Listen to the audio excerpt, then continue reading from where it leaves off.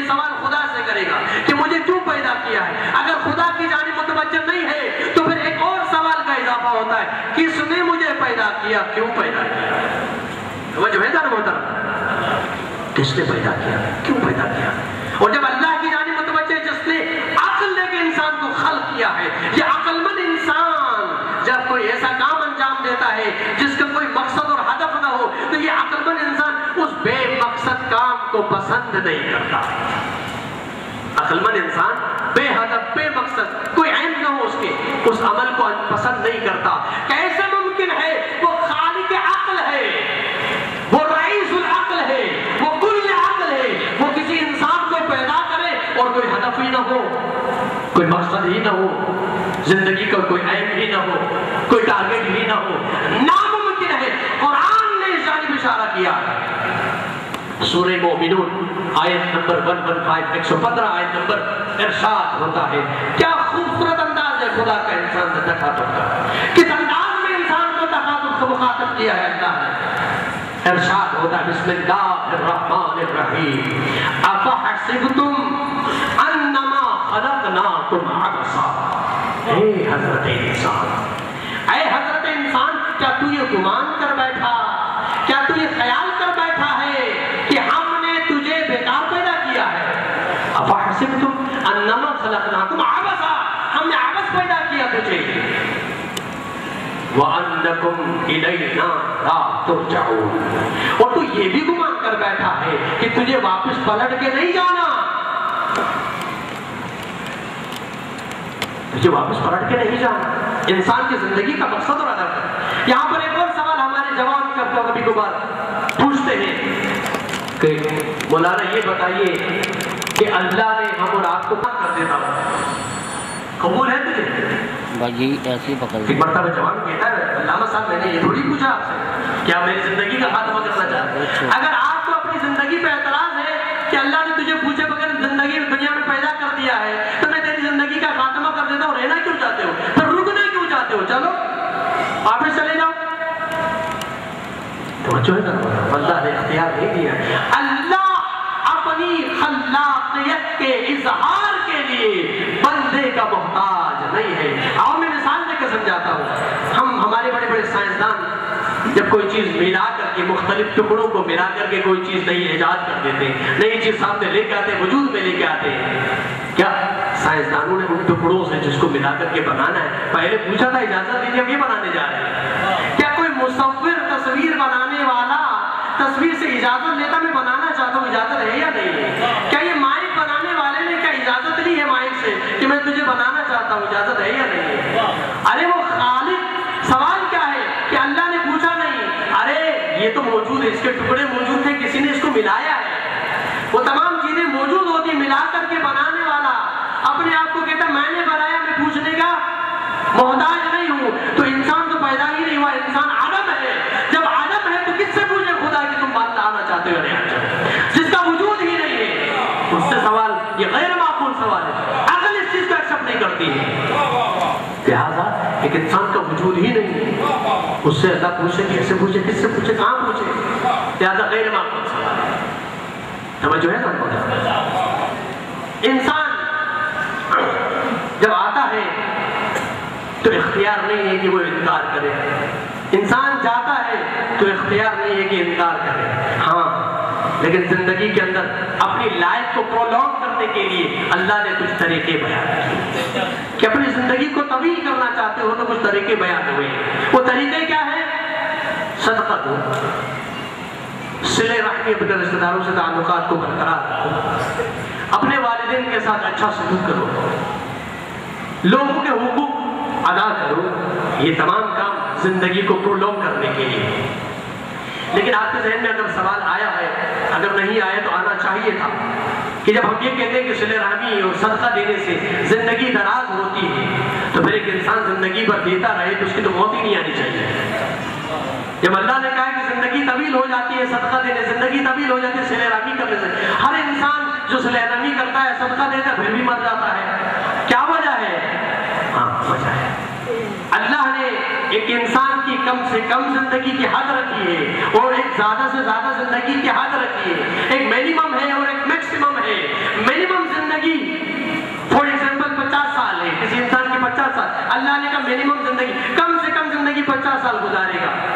اب یہ 50 سال گزارنے کے لیے اس کو صدقہ دینے کی ضرورت نہیں ہے. وہ خیرات نہ کرے, وہ صلہ رحمی نہ کرے, کچھ بھی نہ کرے, گناہ پہ گناہ کرے. اللہ نے اس کی منیمم زندگی 50 سال رکھی, وہ زندہ رہے گا 50 سال تک. اب 50 سال سے جو میکسیمم زندگی ہے وہ 70 سال ہے. اللہ نے کہا 70 سال تک تم جا سکتے ہو, 70 سال سے آگے نہیں جا سکتے ہو. 70 سال تک کیسے جاؤ گے؟ ہاں صدقہ دو, اب خیرات کرو, اب صلہ رحمی کرو. ایج آپ کی 50 سے 55, 55 سے 60, 65, 70 پہنچ جائے گی. اب جب 70 تک پہنچ گئی, اب خیرات دو, 70 ہے. اب صلہ رحمی کرو, 70 ہے. اب نیکیاں بجا لو, 70 ہے. 70 سے آگے نہیں بڑھنے والی, اس لیے کہ اللہ تعالیٰ نے حد رکھی ہے, ایک میکسیمم اور ایک مینیمم. تو مینیمم زندگی 50 سال, کچھ نہ کرو, 50 سال زندہ رہو گے. کاش اللہ تعالیٰ اگر کوئی ویب سائٹ بنا رہا ہوتا کہ www.yourlife.com, ہم وہاں پر جا کے اپنے اکاؤنٹ چیک کر لیتے کہ میری زندگی میں اپنے اکاؤنٹ میں چیک کرتا کہ میری زندگی کتنی ہے, کتنی جنا زندگی میری مینیمم ہے, اور میکسیمم میں نے کتنی اپنی زندگی کو بڑھائی ہے, کتنی زندگی باقی ہے. اللہ نے اس کو صحیح راز میں رکھا ہے, اللہ نے اس کو صحیح راز میں رکھا. اس کے بعد اتنی سرکشی ہے, اگر انسان کو یہ پتا چل جاتا کہ مجھے 50 سال زندہ رہنا ہے تو پھر وہ عمر سعد والا معاملہ ہوتا. عمر سعد نے سب کچھ کر کے کہتا ہے آخری 2 سال میں توبہ کر لوں. کس نے دیکھا ہے آخری 2 سال؟ آخری 2 سال بچیں گے تو میں توبہ کر لوں گا. اگر اللہ یہ دکھا دیتا, آپ کے اکاؤنٹ کو چیک کروا دیتا کہ دیکھو کتنی زندگی باقی ہے, اگر پتہ چل جاتا کہ میری 50 سال ہے تو ایک انسان کہتا ہے کم از کم 40 سال تک انجوائے کروں گا, جو دل میں آئے کر لوں گا, 10 سال باقی مسجد میں گزاروں گا, توبہ کر لوں گا, حج کر لوں گا, گناہوں کو ترک کر دوں گا. اللہ نے اسی کو صحیح راز میں رکھا ہے. پتہ چلا کہ اللہ اپنی خلاقیت کے اظہار کے لیے کسی کا محتاج نہیں ہے کہ وہ کسی کو پیدا کرنا چاہتا ہے. توجہ ہے صاحب؟ اب آئیے وَمِمَّا رَزَقْنَاهُمْ يُنْفِقُونَ. اللہ تعالیٰ قرآن میں ارشاد فرماتا ہے کہ اپنے زندگی کے اختتام سے پہلے خرچ کرو,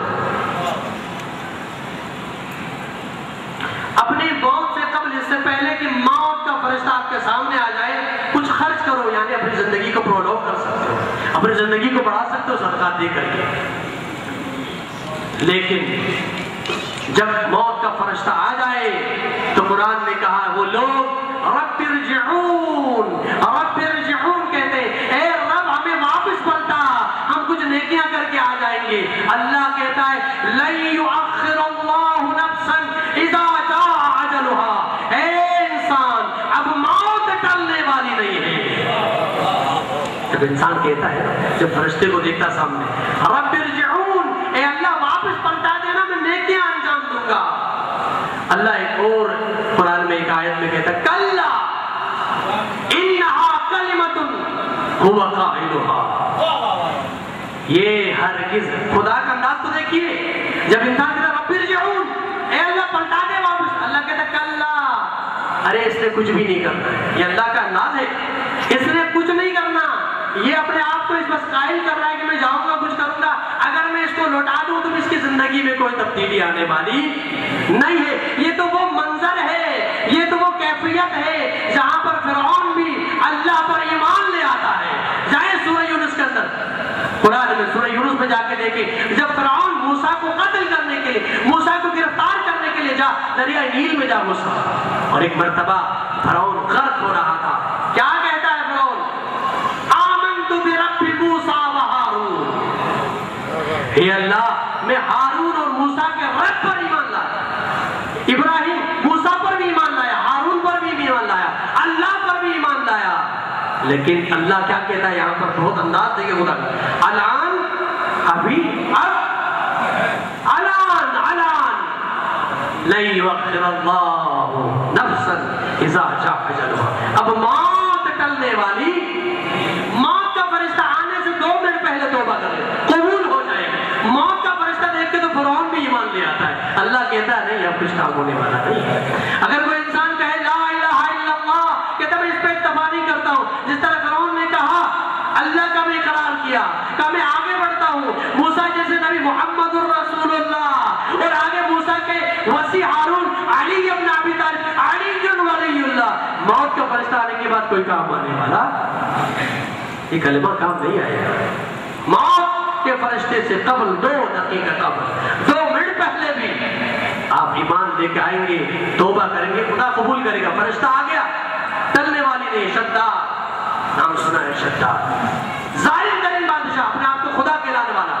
جب اس کے سامنے صالحین گئے اور کہا کہ آپ اللہ کی بارگاہ میں سجدہ ریز ہو جاؤ, اللہ تمہیں جنت دے گا اس کے بدلے میں. کہا جنت میں کیا ہے, مجھے بتاؤ جنت میں اللہ نے کیا رکھا ہے. جب صالحین نے بتا دیا کہ جنت میں تو حوریں ہیں, جنت میں تو نہریں ہیں, جنت میں تو پھل ہیں, جنت میں تو درخت ہیں, جہاں خوبصورت خوبصورت بنگلے ہیں, محل ہیں, اچھا یہ ہے تو میں تو جنت خود بنا لیتا ہوں.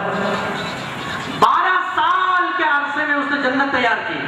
تمام تر ریاستوں کو حکم دیا کہ سونے لال و جواہرات جمع کر کے میرے پاس بھیج دو. 1000 محل تعمیر کروائے, زمرد اور یاقوت و فیروزہ کے پتھروں سے, لال و جواہرات سے 1000 محل بنوائے, پورے وہاں پہ رکھی, نہریں بہا دی وہاں پر, پانی کی نہریں, شہد کی نہریں, دودھ کی نہریں, سب کچھ جو جنت کا بیان قرآن میں آیا ہے اس صالحین نے بتایا, سب کچھ تیار کروایا.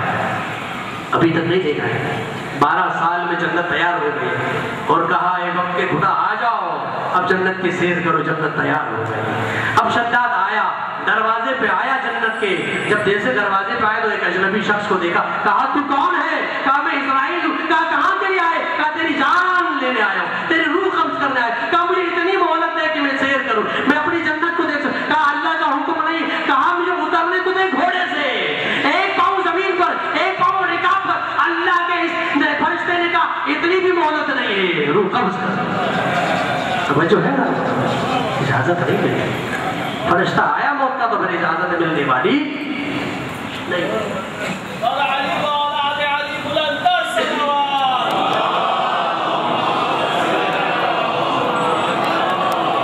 بس انسان اپنی زندگی کے ہدف و مقصد کو سمجھے.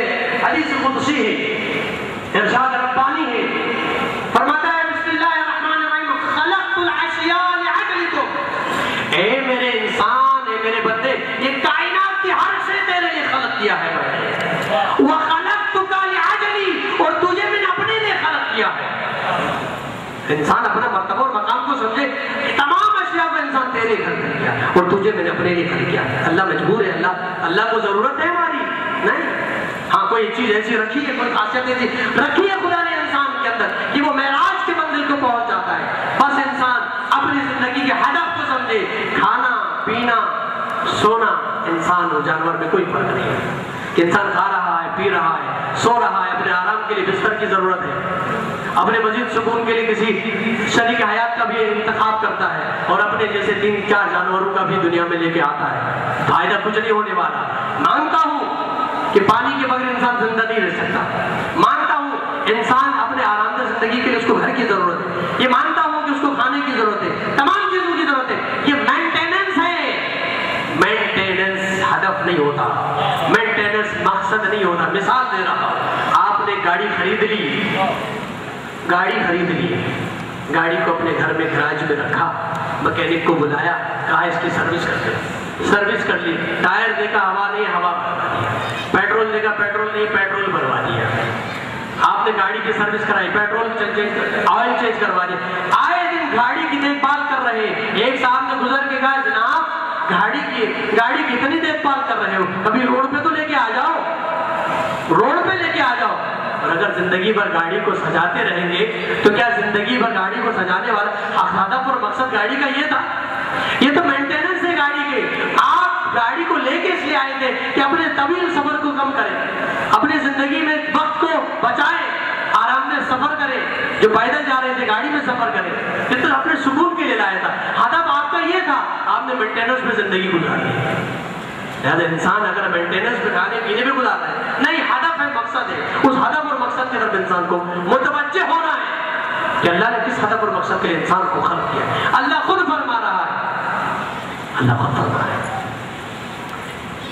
وَمِنَ النَّاسِ مَن يَشْرِي نَفْسَهُ ابْتِغَاءَ مَرْضَاتِ اللَّهِ.